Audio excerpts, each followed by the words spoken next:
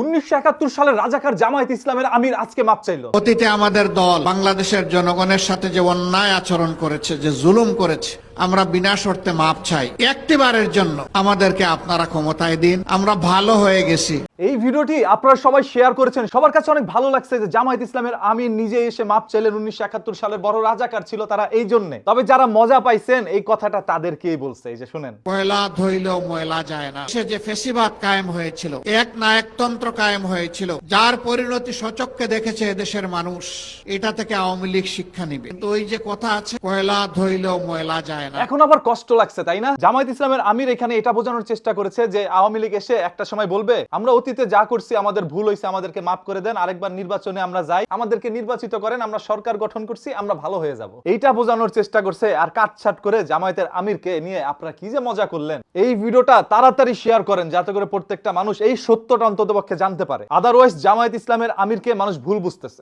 এটা আপনার নৈতিক দায়িত্ব ভিডিওটা শেয়ার করা।